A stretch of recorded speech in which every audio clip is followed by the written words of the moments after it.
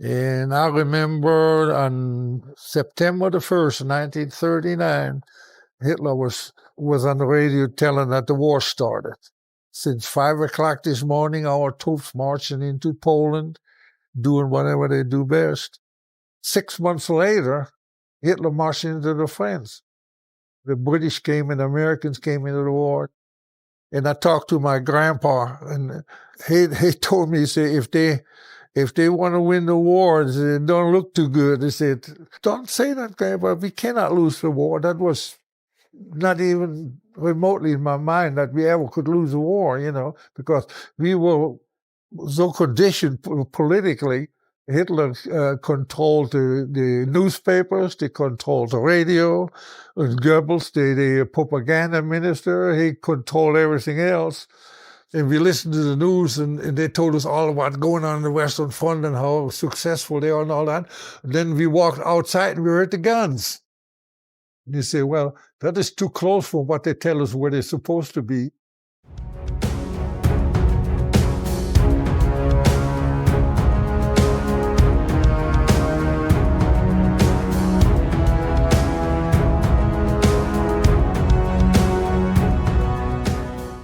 They had everything organized. You couldn't get lost or fall through the cracks. There were no cracks. You were part of it if you liked it or not. I got drafted into the Hitler Youth when I was 10 years old. And they gave us a uniform and all that, They said, do you want to go to a jet pilot training school? We have one in Fulda, Germany. And you go over there and you start training for flying Messerschmitt 262 jets. He says, shoot, yeah. And when I got up there, the hangars were bombed, the runways were bombed, the airplanes were bombed. And there was nothing left for us to do. And they said, well, we'll temporarily assign you to a paratrooper outfit and send you to the Western Front. So we got on the train that afternoon. We ended up in Pasewalk. We talked to the local people there.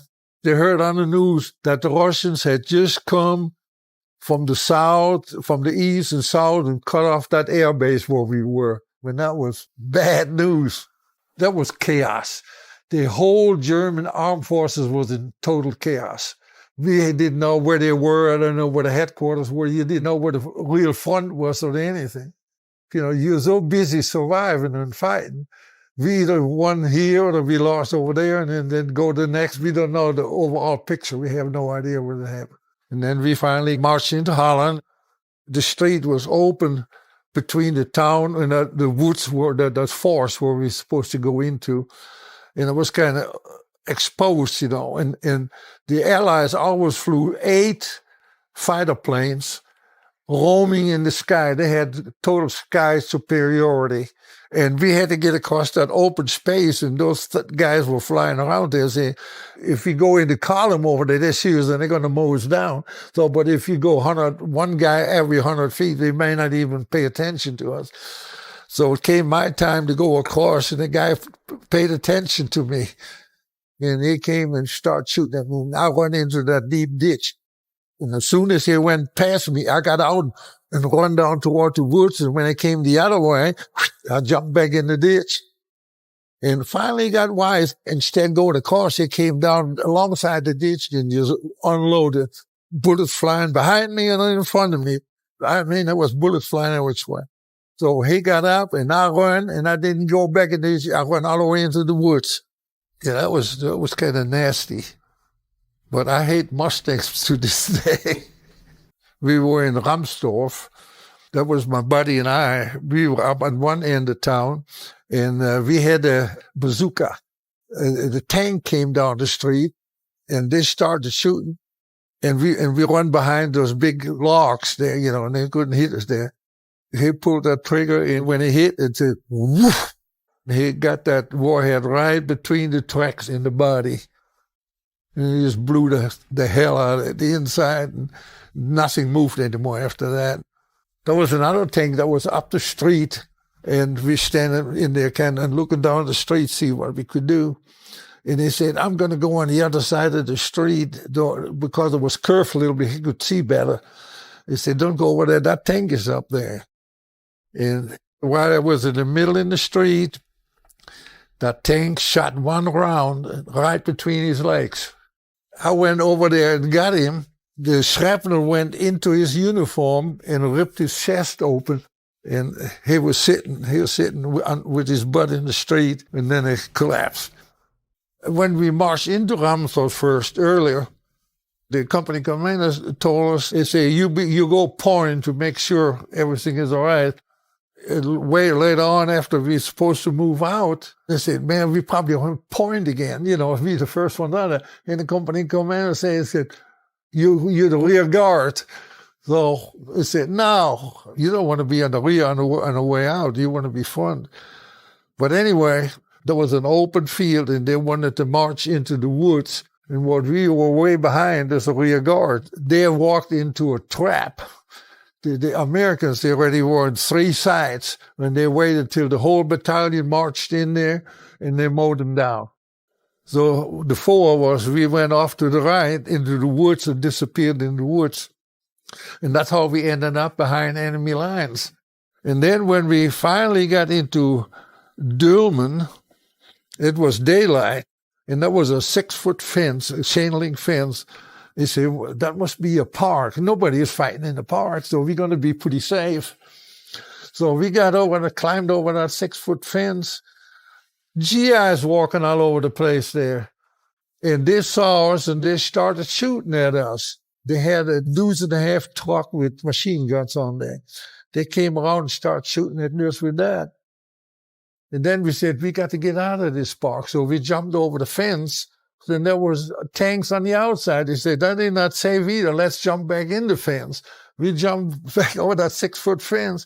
And then that truck came and started shooting at us. We went back over the fence again and went in the other direction, and we saw a pine forest over there, and they said, let's get into that forest and get the heck out of here.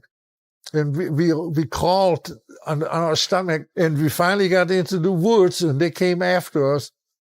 And they said, well, let's hide behind the trees till they go. And if they don't see us, they might go away. And they came, and I stood behind that tree. You know, we all stood behind each one of those trees. It was just big enough to hide us. And they said, what I'm going to do, you know, if we can't run, they're going to start shooting at us. And I finally, I put my hand out and waved, you know, and say, hi. And they said, come on out, you know, hands up. And that's how we got captured. I didn't realize how bad it was. But then after the war, everything came democratic, you know, and peaceful. And they said, wait a minute, that's a hell of a lot different than what we went through all that, you know. I didn't know about the full extent of the concentration camp because that was kept so well secret, you know, that we heard about it, you know, but they said that's where murderers go in and wife beaters, you know, and they rehabilitate, supposed to be rehabilitating. But they didn't do that. And I didn't know the full extent till I came to the United States. War is the stupidest thing that man invented.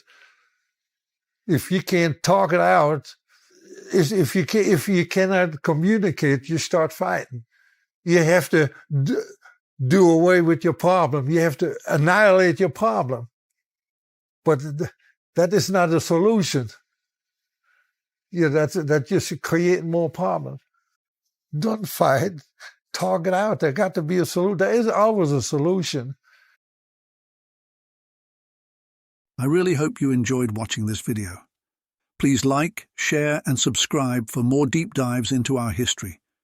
Together, we remember. Together, we learn.